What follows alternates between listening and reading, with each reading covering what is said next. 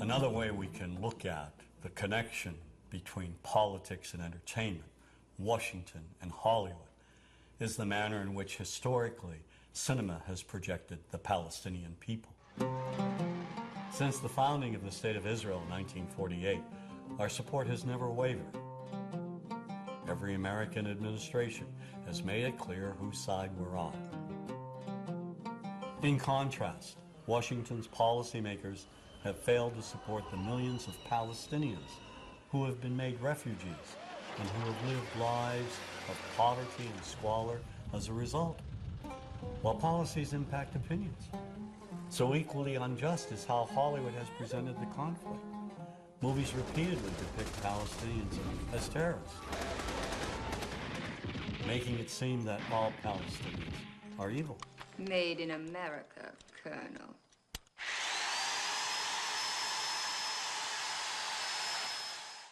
Now that image has been perpetuated by Hollywood films, beginning with the film Exodus. It dealt with a very early conflict. Here, Palestinians are either invisible or they're linked with Nazis, perpetrators of horrific acts. The 1966 movie Cast a Giant Shadow is another early film presenting Israelis as innocent victims of Palestinian violence. Kirk Douglas is an American military specialist, and he goes to assist the Israelis. Some of the dialogue in this film reads like it came straight from the public relations department of the Israeli government. Now, here's a country surrounded by 5 Arab nations ready to shove them into the Mediterranean. No guns, no tanks, no friends, nothing. People fighting with their bare hands for a little piece of desert. The Palestinians in this movie are the lowest of the low. We see them solely as vicious gunmen, wide-eyed maniacs.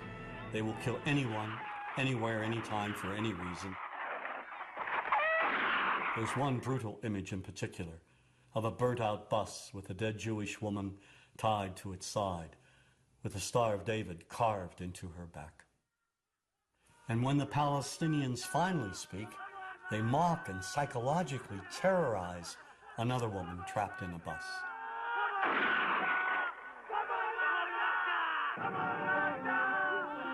Well, if we jump forward a decade to the film Black Sunday, the Palestinian terrorist is now a woman. Striking where it hurts them most, where they feel most at home. She flies the Goodyear blimp into a Miami stadium and tries to wipe out 80,000 Americans at the Super Bowl. She cold-bloodedly eliminates anyone in her path.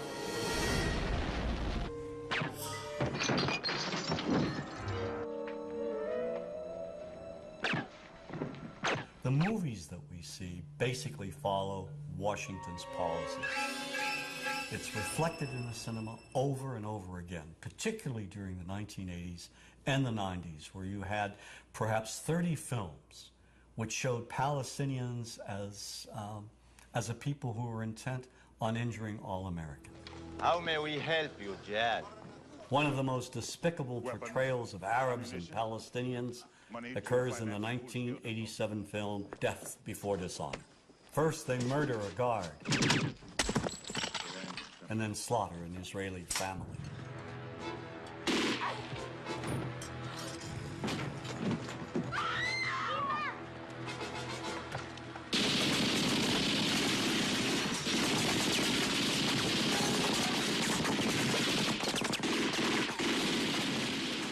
They kidnap and torture an American Marine, and in cold blood execute another.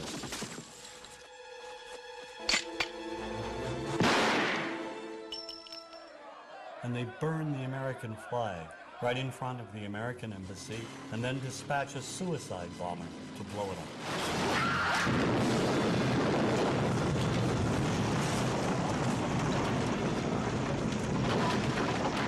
One reason we've not been allowed to empathize with any Palestinian on the silver screen is due to 2 Israeli producers, Menachem Golan and Yoram Globus.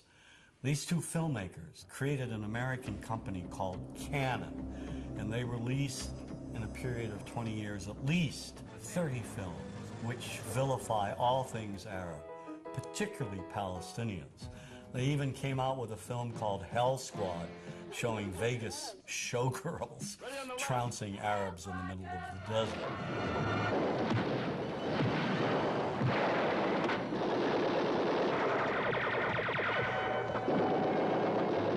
I think the most effective film they've ever done, one of the most popular and most racist, is the Delta Force. Here, Palestinians hijack a plane and terrorize the passengers, especially the Jewish ones. Pick out the passport with Jewish names. There is no form of communication more powerful than film in creating propaganda, and Golan and Globus took it to another level. Certainly American producers play a role in vilifying Palestinians. I mean, perhaps the most anti-Palestinian film is True Lies. This apparently is the same group which just detonated a nuclear bomb in the Florida Keys. Crimson Jihad will rain fire on one major U.S. city each week until our demands are met. This film is shown on television almost every week, over and over again. It is part of our visual heritage. Give me the key! Come on, child! You don't want to die, do you? Give me the key, and you won't get hurt! I give you my word! No way, you wacko! And we never see Palestinians who suffer under occupation, Palestinians in refugee camps, Palestinians who are victimized, who are killed, innocent Palestinians. These images are denied us. Now, why are they denied us? Is there an unwritten code in Hollywood saying we cannot and will not humanize Palestinians? I mean, why can't we humanize Palestinians in the same manner in which we humanize Israelis? Is not the life of a Palestinian child, media-wise, Hollywood-wise, politically-wise, as important, as humane, as valuable as the life of an Israeli child? And if the answer to that is yes, why can't we see that on silver screens?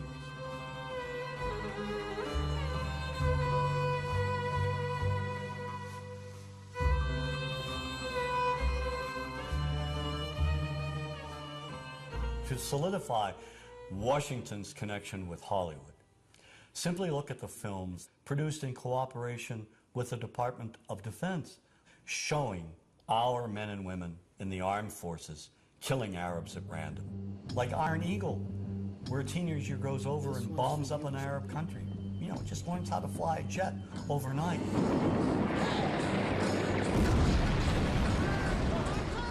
And then, of course, Navy SEALs, with Charlie Sheen goes over to Lebanon and obliterates scores of Arabs. All right, Chief. Let's go tag him and bag him. Of all the Department of Defense films, the one that will stand the test of time as being the most racist is Rules of Engagement.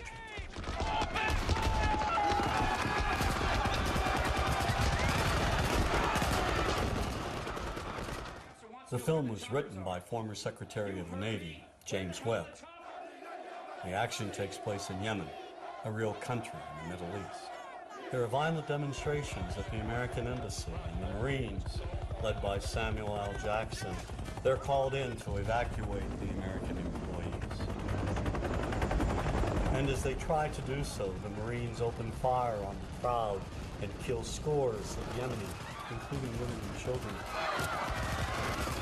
And in the investigation that follows, Tommy Lee Jones, the lawyer who represents the Samuel Jackson character, goes to Yemen to investigate.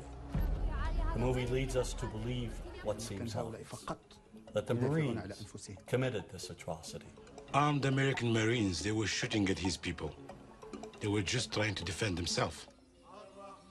During his investigation, Jones's character sees a little girl with only one leg.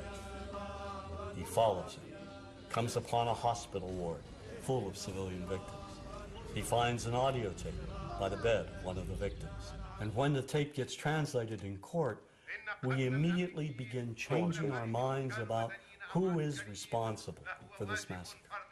To kill Americans and their allies, both civil and military, is duty of every Muslim who is able. We discover that the Yemeni civilians aren't so innocent after all. It turns out they fired on the Marines first. And in a moment that will live in Hollywood infamy, we suddenly learn that the little girl we've been sympathizing with, the very girl whose humanity and innocence may have broken down our stereotypes, well, she's no better than those other Yemeni terrorists. As a result, when Samuel L. Jackson delivers the key line, "Where's the motherfuckers?" we're now on his side.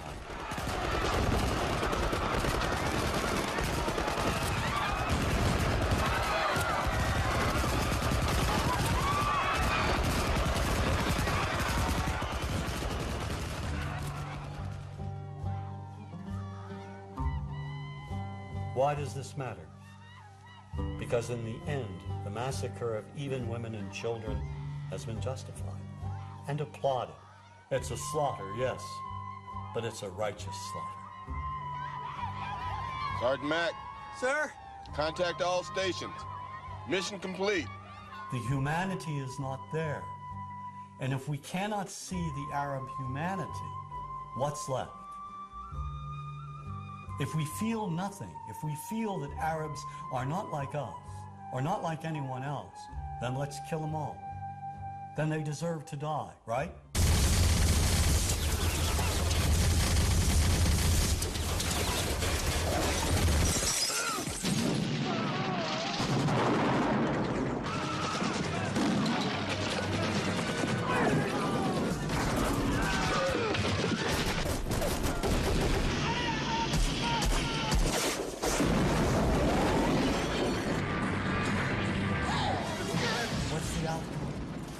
What do Arabs think of us that see these movies?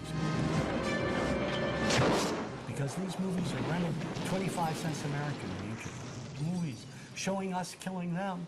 What do they walk away with? Does this bring us closer together? Does this advance peace, or does it separate us? You're fired.